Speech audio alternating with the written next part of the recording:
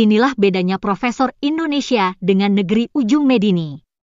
Tak ada yang ingin kembali ke zaman Indonesia belum berwujud. Di Indonesia, ilusi seperti itu akan dianggap sebagai pemikiran gila.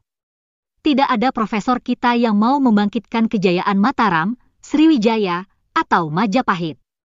Tidak ada pula yang mengagung-agungkan ras Melayu, istilah yang justru direndahkan oleh penjajah. Profesor Indonesia umumnya biasa berpikir tahap demi tahap, bukan berdasarkan ilusi atau nostalgia. Begitu juga pemikiran mengenai bahasa Indonesia. Apa yang di depan mata, itulah yang kita pikirkan. Setelah menjadi bahasa persatuan, bahasa negara, dan bahasa ilmu, apa yang harus dilakukan? Bagaimana pula peran pemuda? Berikut ini adalah pendapat dari Profesor Djoko Saryono. Bagaimana peran pemuda dalam pengembangan bahasa Indonesia? Baik, terima kasih Pak Ivan, Pak Marianto. Pertama begini, saya kira tidak adil dan tidak cocok ya membandingkan pemuda zaman dulu dan zaman sekarang. Meskipun Yamin, Takdir, dan bahkan pewarta atau wartawan dan pengarang pada masa lalu itu umurnya masih likuran, bahkan ada yang belasan, akhir belasan begitu, tetapi ada kematangan psikologis, sosiopsikologis. Nah, iklimnya, kondisi sosiokultural itu memungkinkan untuk matang pada umur-umur sekian itu. Tapi sebenarnya baik matang secara psikologis ala dulu maupun sekarang, perubahan itu selalu datang dari orang muda, termasuk perubahan di bidang bahasa. Nah, oleh sebab itu tentu pemuda sangat penting ya, secara ideologis, secara idealistik itu perannya sangat penting di dalam pengembangan bahasa. Karena kaum muda sekarang itu menurut hemat saya tetap membangun identitas. Bedanya dulu identitas kebahasaan, sekarang identitas keglobalan, bahkan identitas kemanusiaan itu. Ambil misal ini untuk kekaguman penutur bahasa Indonesia yang sudah tua mungkin macam saya ini kan hanya top, jos, itu saja, hebat dan seterusnya. Tapi mereka pilih daibat, amazing dan seterusnya. Itu kan ungkapan kekaguman, tapi memberi tanda, memberi identitas bagi mereka. Sebenarnya kita tidak harus menolak mentah-mentah apa yang mereka kembangkan, mereka kerjakan. Kalau kita ingat bahwa semangat kita sekarang ini juga menginternasionalkan bahasa Indonesia. Baik. Nah, kalau toh ada yang tidak sesuai, bagi saya itu hanya rumput liar di Taman Bahasa Indonesia. Nah, rumput-rumput liar inilah yang perlu kita siangi, seperti yang dilakukan Pak Ivan, bagaimana menertibkan ejaannya. Kalau kita memang berharap bahwa bahasa Indonesia itu akan menginternasional, justru tulang punggungnya ya kaum muda itu. Kalau kaum tua saya kira juga tidak bisa diharapkan menginternasional. Sebab pola pikirnya, cakrawala berpikirnya juga tidak sama.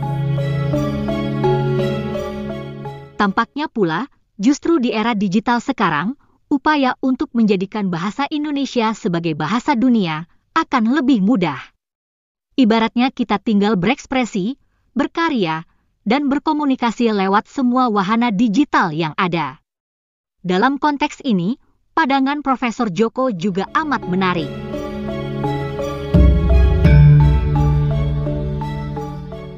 Bagi saya yang menarik dan merupakan jasa kaum muda itu adalah pada masa sekarang ini, kaum muda zaman sekarang ini adalah memberikan tanah air kedua bahasa Indonesia. Jadi tanah air pertama bahasa Indonesia bagi saya adalah cetakan. Jadi tata bahasa dan sebagainya beralaskan pada peradaban Gutenberg. Jadi tanah air Gutenberg gitu. Tetapi kaum muda sekarang itu memberi tanah air baru bagi bahasa Indonesia yang saya sebut tanah air digital. Oke. Nah, itulah tanah air kedua bahasa Indonesia yang telah disusun atau dibentuk atau dikembangkan oleh kaum muda. Mengapa demikian? Karena kaum muda lah yang paling banyak, paling intensif, paling sering berkomunikasi melalui medium digital. Saya perhatikan berbagai laman, berbagai platform, berbagai kelompok anak muda, kaum muda itu di berbagai tempat di Indonesia berlomba-lomba mencoba mengekspresikan bahasa Indonesia ke dalam medium itu, tanah air digitalnya itu. Itu dari Sabang sampai Merauke. Saudara-saudara kita kaum muda di Papua itu aktif sekali di dalam interaksi-interaksi laman digitalnya. Nah, ini menandakan bahwa bahasa Indonesia juga memiliki satu lapisan baru, lapisan digital, dan itu jasa dari kaum muda. Nah, ketika lapisan digital itu berkembang dan bahasa Indonesia berkembang dari situ, sesungguhnya semuanya bisa mengakses dari mana saja. Nah, bagi saya itu secara empiris ya, bukan secara ideologis. Secara empiris bahasa Indonesia itu sudah menginternasional, secara empiris, secara de facto. Memang secara de jure, secara formal mungkin belum diakui karena ada aturan-aturan ini harus dipakai sekian ribu, sekian puluh negara, kemudian bermacam-macam. Itu kan sebenarnya aturan-aturan formal yang tidak selalu merekognisi, mengakui kenyataan yang telah berkembang. Bukankah kalau kita berdiskusi seperti ini, misalnya minggu depan saya ngobrol dengan teman-teman yang ada di berbagai belahan dunia, ada yang di Jerman, Tia, ada yang di Swiss ya, Sigit Susanto dan seterusnya, bertemu di dalam laman ini. Bukankah sebenarnya bahasa Indonesia itu sudah dipakai dalam komunikasi internasional digital itu?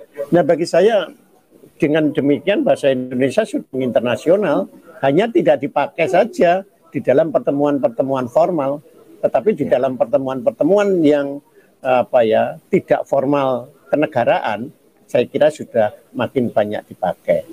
Nah, oleh karena itu saya tidak merasa khawatir tentang perkembangan bahasa Indonesia.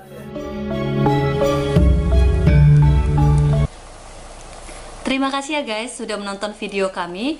Semoga bermanfaat dan sampai jumpa lagi.